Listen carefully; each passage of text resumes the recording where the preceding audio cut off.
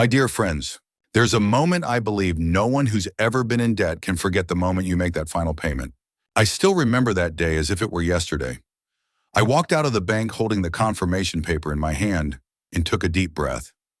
The relief was so overwhelming that I just stood there in the parking lot, smiling like a happy fool. But only a few weeks later, another feeling appeared: emptiness. I realized paying off debt is the end of a chapter, but not true freedom. Because if you don't know how to manage your money, if you don't know how to allocate your income sooner or later, you'll find yourself right back where you started. I've seen this happen so many times. A friend of mine, Sarah, 42, a teacher, she once paid off nearly $30,000 in credit card debt and sighed in relief as if she'd climbed a mountain. But 2 years later, she fell into debt again, this time from buying a car and spending too much trying to treat herself. She told me through tears, "Ben, I don't understand. I wasn't being reckless. I just wanted to feel a little more comfortable." I looked at Sarah and I understood, because I'd been there too. We think freedom means spending without worry, but true freedom is being able to live without fear of tomorrow. You see, getting out of debt is a victory of willpower, but building financial stability is a journey of discipline and wisdom. It's not flashy and it's not fast, but it's what lets you sleep peacefully at night no matter what happens in the market or your job. I often tell my students, you can't control the economy, interest rates, or the government, but you can always control how you use the money you earn. And that's what I want to explore with you today. How to allocate your income wisely, not to become a millionaire overnight, but to build a foundation strong enough that you and your family never have to live in fear of debt again. I'll share with you the same principles I've practiced for over 20 years, simple ideas that completely transformed my life. They helped me go from being buried in student loans to someone who could retire early, live freely, and do what I love, like sitting here talking to you today. But before we dive in, I want you to pause and ask yourself, if I lost my main source of income tomorrow, how long could I live in peace? If something unexpected happened, illness, accident, job loss, do I have a financial plan to protect myself? If those questions make you hesitate, you're in the right place. Because this video isn't just about money, it's about peace of mind, something only those who've struggled with debt truly understand. I want you to imagine this. You wake up one morning with no bills to fear, no anxiety when checking your bank account. You just smile, make a cup of coffee, and know everything is taken care of. That is financial freedom. And that journey begins right here with the principles I'm about to share with you. My dear friends, let me start with a simple question. When you receive your paycheck each month, who do you pay first? Most people say, I pay the rent, the car, the bills, and then I see what's left to save. Sounds logical, right? But that's exactly why so many people, even those with good income, always feel like they never have enough. I learned this lesson the hard way during my early years of getting out of debt. After years of paying every dollar to the bank, I realized something painful. I had always paid everyone else, the landlord, the power company, the bank, but never paid myself. Then one day I met a financial mentor who said something that changed my life forever. Ben, if you don't pay yourself first, who will? That question hit me hard. From that day on, I started a simple but powerful habit. Every time I got paid, I set aside 10 to 20% for myself first. I didn't wait until the end of the month. I didn't wait for extra money. I set a new rule: savings are not what's left after spending. Spending is what's left after saving. I know this sounds hard for many people. A friend of mine, David, who drives delivery for a living, once said, Ben, I barely make enough to get by. How can I save 10%? I smiled and told him, then start with 1%. The magic isn't in the amount, it's in the habit. When you save even $1, you're sending yourself a powerful message. I deserve to be secure. I'm building a future for me. Within months, David had his first savings, $500. He said, for the first time, I feel like I have choices, not just bills chasing me. That's the power of paying yourself first. You see, this isn't just financial advice, it's a philosophy of life. When you learn to prioritize yourself financially, you learn to prioritize yourself emotionally. You learn to say no to meaningless spending, to respect the value of your effort, and to nurture real freedom, starting with your smallest choices. Imagine this. If you save $200 every month and invest it at an average return of 7% per year in 20 years, you'll have over $100,000. Not because you got rich overnight, but because you respected time and consistency. And if you start just 10 years later, you'll have to save twice as much to catch up. That's the power of time. The early starter always wins, not because they're smarter, but because they began sooner. So I want you to try this. Next month, when your paycheck arrives, automatically move 10% into a separate account, your freedom fund. Don't touch it. Let it grow like a seed. At first, you won't notice a difference, but one day you'll look back and smile. I finally paid myself, and because of that, I'm no longer afraid. Because every dollar you save today is a shield that protects you from the storms of tomorrow. And that's the first and most important step toward a life of financial strength, freedom, and peace. My dear friends, when people talk about financial freedom, many think immediately of investing stocks or real estate. But the foundation of all those things isn't profit, it's safety. And that safety begins with an emergency fund. I still remember more than 15 years ago, a freezing December morning in Chicago. I was driving to the office when my car suddenly broke down on the highway. After towing it to the shop, the mechanic told me I needed a new transmission, nearly $2. At that time, I was debt-free, but I had no savings. I still remember that feeling, my heart racing, my mind spinning. I had just escaped debt, and yet overnight I was about to borrow again just to fix my car. And that's when I realized true freedom isn't being debt-free, it's being able to face the unexpected without fear. An emergency fund is the cushion between you and life's surprises. It's not a luxury, it's a shield against the unpredictable illness, accidents, job loss, or simply a broken car, a sick child, or a leaking roof. Imagine this. One night you get a call, a loved one needs to be hospitalized, and the cost is thousands of dollars. If you have an emergency fund, you calmly withdraw the money, handle it, and sleep peacefully afterward. But if you don't, you'll stay up all night scrambling for help, borrowing, and falling back into the same debt trap. You see, an emergency fund isn't just about money, it's about peace of mind. It lets you live without fear, controlling your every decision. I always tell my students, build an emergency fund that covers at least 3 to 6 months of living expenses. It sounds big, but you don't have to do it overnight. Start small with your first $1,000. That's your first milestone, and it will change the way you see money. A client of mine, I jokingly call him a former patient named Tom, 50 years old, an HVAC technician. After paying off his debt, I told him to start an emergency fund. He laughed and said, "Ben, I never get sick, and if something happens, I'll figure it out." 3 months later, he slipped and injured his leg, missing 2 weeks of work. He called me, his voice heavy. "I should have listened to you sooner." 2 weeks isn't long, but for someone without savings, it feels like a storm tearing through your life. From that day, Tom started saving 10% of his income each month for his emergency fund. A year later, he called again, this time to say thank you. He said, "I never thought having money I don't need to use could bring so much peace." My dear friends, when you have an emergency fund, life no longer controls you. You start making decisions from strength, not fear. You can leave a job that drains you, take care of loved ones without financial stress, or even enjoy a vacation without guilt.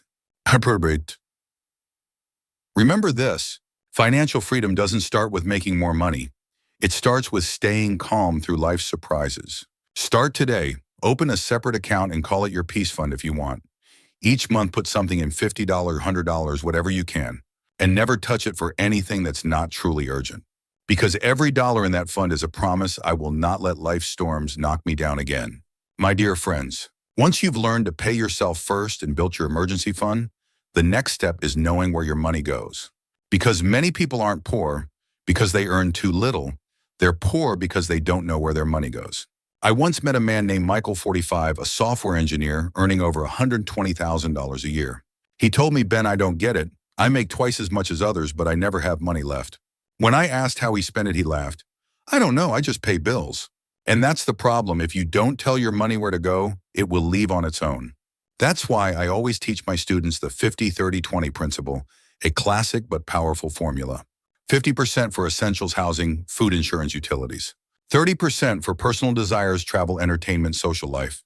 Career, 20% for savings and investment, the key to long-term freedom. It sounds simple, but the beauty lies in how it helps you see your entire financial picture. You know exactly what's draining your budget and what's fueling your future. For those just out of debt, I tell them not to be rigid.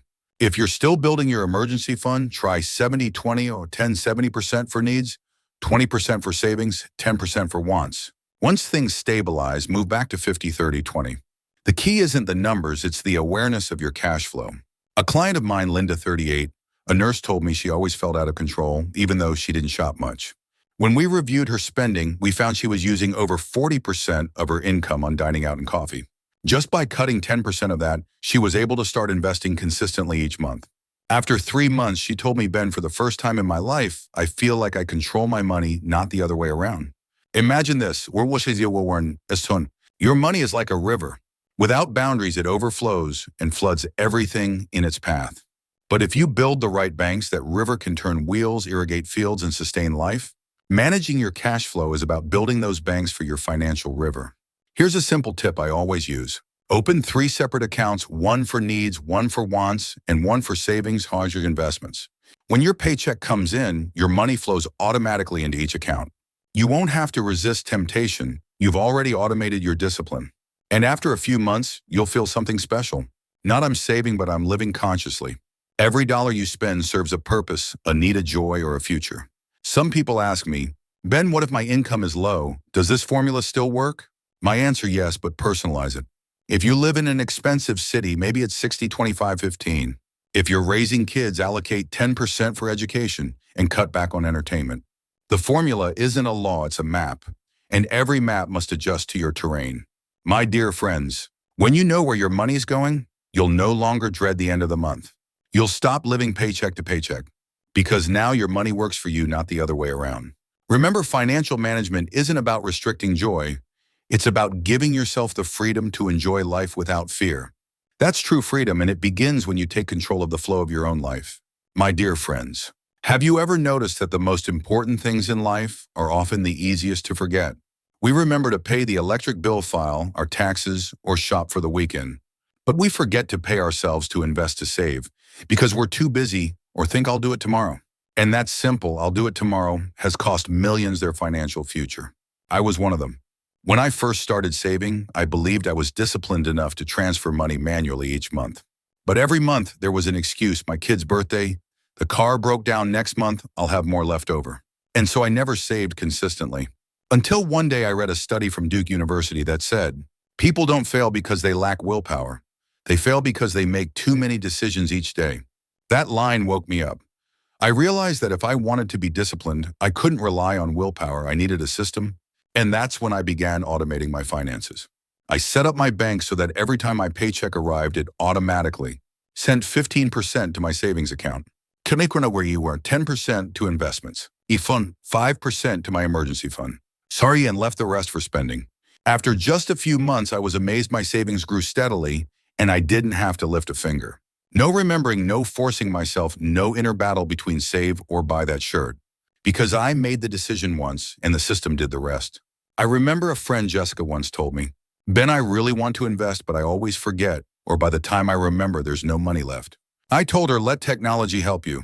She started with an automatic transfer of $100 a week into her investment account. A year later, she called me, her voice full of excitement.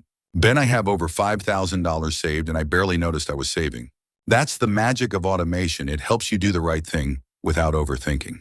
You see, in finance, emotion is your biggest enemy. When the market drops, you panic and stop investing. When you have extra money, you think I deserve a reward. Automation removes that emotion. It helps you act on a plan, not on impulse. And automation isn't just about moving money. It can mean automatic bill payments, automatic investments, automatic retirement contributions, or even tracking expenses through an app. Each small step builds what I call your freedom machine, quietly working for you even while you sleep. Imagine this. It's Monday morning.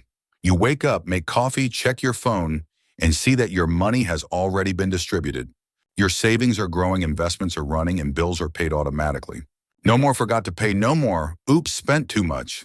Everything's set up so you can focus your energy on what truly matters: family, health, dreams, and peace of mind. That's when you realize automation isn't just about managing money. It's about reclaiming your time, your mind, and your freedom.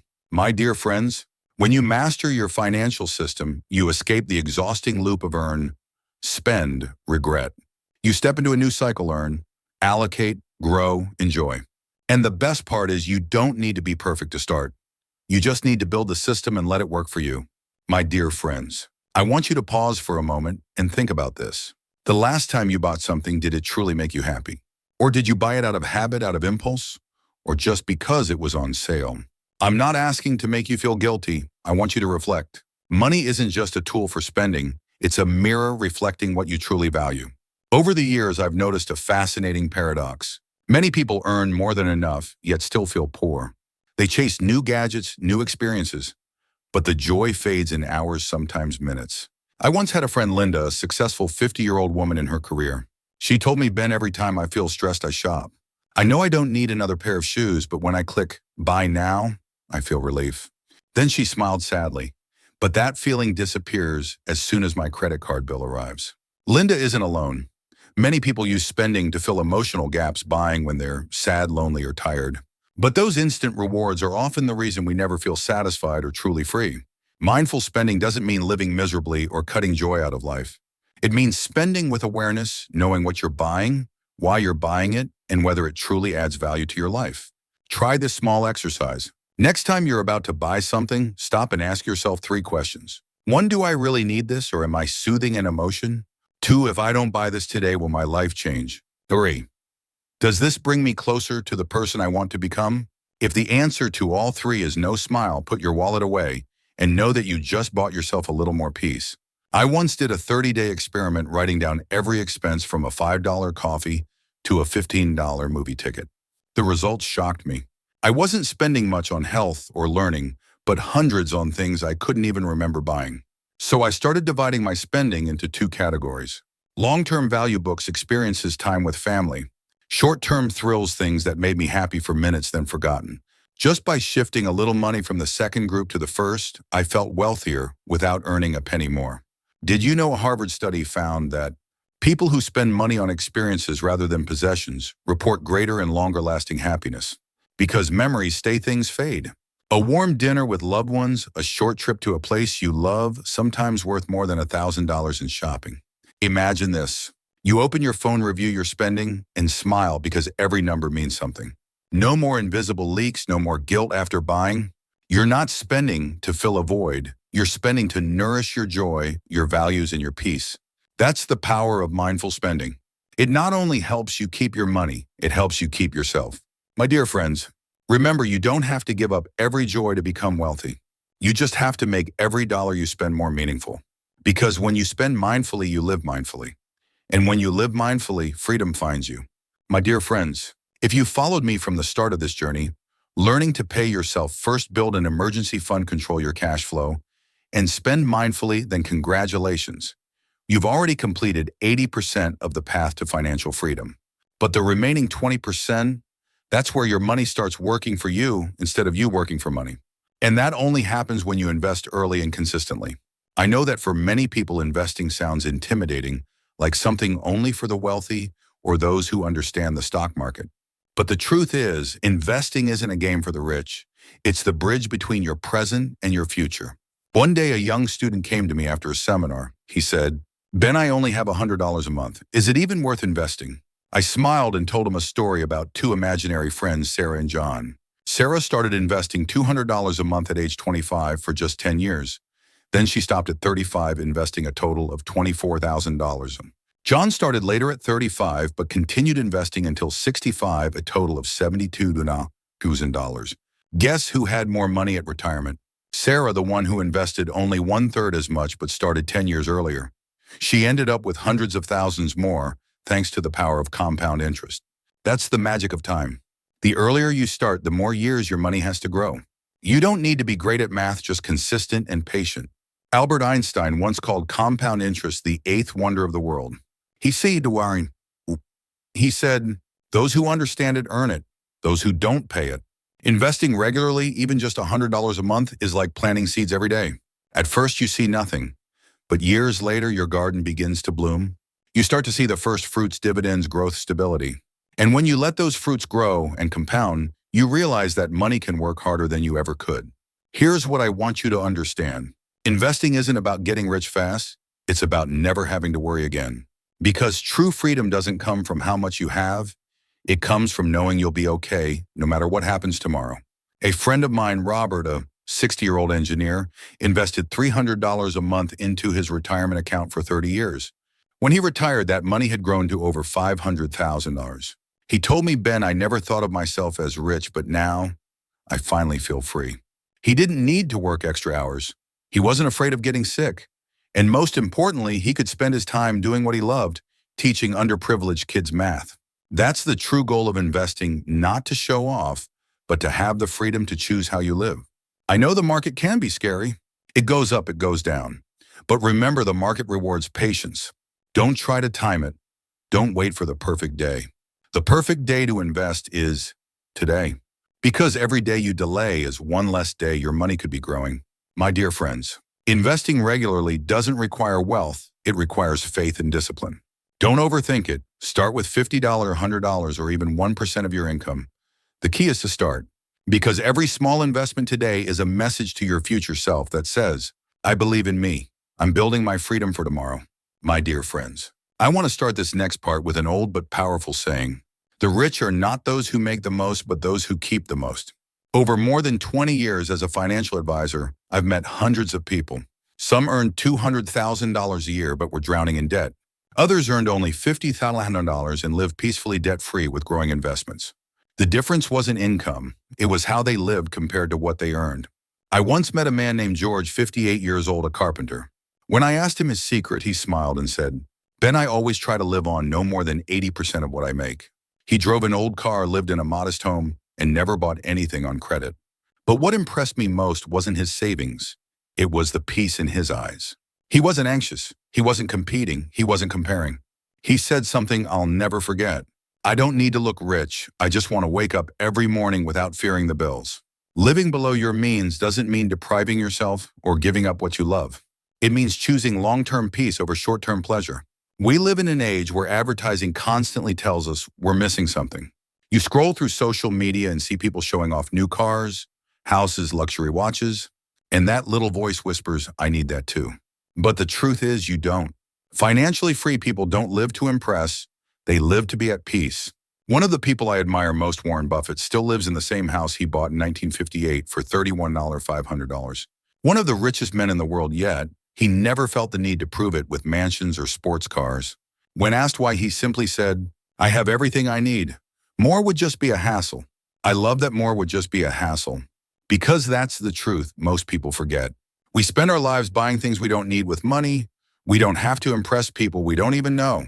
I once had a student named Maria, 36, who fell into the image spending trap. She always dined at fancy restaurants, bought designer bags, and said clients judge by appearance. But after years of that lifestyle, she was exhausted and broke. Then one day she changed. She moved to a smaller apartment, ditched her credit cards, and spent only 70% of her income. 3 years later, she was debt-free, had saved over $60,000, and told me, Ben, for the first time, I feel like I'm living, not chasing. My dear friends, living below your means isn't about limitation, it's about liberation. When you're not chained by bills, you can choose the work you love, not just the job that pays the most. When you're not enslaved by debt, you can spend time on what truly matters, family, health, peace. And when you spend less than you earn, you create space for freedom, for calm, for your future. Try this simple exercise. Each month, look at your spending and ask, which expenses truly make me happy? Which ones just make me anxious? You'll realize that happiness doesn't come from expensive things. It comes from not fearing your bank balance. Remember this. No one ever went broke by living simply, but many suffer from living beyond their means. Choose simplicity because simplicity doesn't make you small. It makes you free. My dear friends, if you've been with me through this journey from breaking free from debt learning to save building an emergency fund, managing cash flow investing, and finally embracing simplicity, congratulations. You haven't just learned to manage money. You've learned to manage your life. Because after all, financial freedom isn't a destination, it's a way of life. It's how you relate to money, to time, and to yourself. I remember the first time someone asked me, Ben, what does financial freedom mean to you? I paused for a few seconds, then said, to me, it's when I can live by my values without fear of money controlling me. It's not about having millions in the bank. It's not about retiring early and doing nothing. It's about waking up each morning knowing that you work because you want to, not because you have to. I once had a client, or as I like to joke, a financial soul patient named Thomas, 62 years old. He was an engineer, hardworking all his life. When he retired, he told me, Ben, I don't regret not being richer. I just regret being too afraid when I was young. I asked, what were you afraid of? He smiled and said, afraid of not having enough money, so I never slowed down to enjoy life. Now I see money as never enough, only gratitude makes you truly rich. That line stayed with me for years. It reminded me that freedom doesn't come from the numbers in your bank account, but from your relationship with money. My dear friends, if you learn to respect money, not fear it or depend on it, you've already come so far. Money is neither an enemy nor a savior. It's a mirror reflecting your mindset.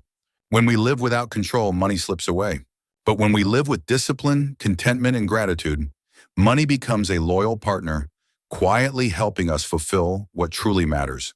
Financial freedom isn't when you stop working, it's when you can choose to work on what you love. It's not when you can buy everything, it's when you no longer need to buy everything to feel happy. It's not when you have more than others, it's when you stop comparing altogether. Imagine this. It's morning. You brew a cup of coffee, open your window, and sunlight fills the room. You're not thinking about bills. You're not counting days until the next paycheck. You know everything is taken care of.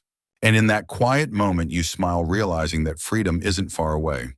It's built through every small choice you've made year after year. Freedom is knowing what truly matters. Family, health, peace of mind, and using money to serve those values, not to escape fear. Freedom is knowing that whatever happens, you'll stand firm. Because you've built a strong foundation not by luck, but by small steps, wise choices, and consistent habits. My dear friends, when I say freedom isn't a destination, it's a lifestyle. I mean this. You're living free every time you choose what truly matters to you. Every time you save a little, invest a bit, or say no to a meaningless purchase, you move closer to peace. And if you're walking this path even slowly, please be patient, because every journey begins with one small step. And that first step is believing you deserve freedom. I'm Ben, and I want to thank you for walking with me on this journey. If this video gave you even a small spark of inspiration, share it with someone who might need it. Because sometimes one gentle reminder can change an entire life. And remember, freedom isn't where you arrive, it's how you live each day. My dear friends, if you've made it this far, I believe something inside you is already shifting. Maybe it's small, a spark, a whisper telling you, it's time to begin. To begin doesn't mean to do something big. Sometimes it just means taking one small step, opening a savings account, tracking your first expense, or simply deciding not to buy something you don't need. These small acts repeated daily create a power greater than you imagine. Financial freedom isn't for someone else. It's for anyone brave enough to begin and stay the course. You don't need to be smarter, just a little more mindful than yesterday. And I promise you, if you stay on the right path, you'll get there. Today, I want you to do one thing. Make a commitment to yourself. Promise that you'll live more consciously with your money, your time, and your values. Write this down and place it somewhere you'll see every day. I am building my own freedom, $1, one choice, one day at a time. If this video resonated with you, please like, share, and subscribe so together we can spread this message further. Because freedom isn't just your story, it can be the light that inspires someone still struggling in silence. I'm Ben, and I believe your journey to freedom begins today. Take that first step and never stop.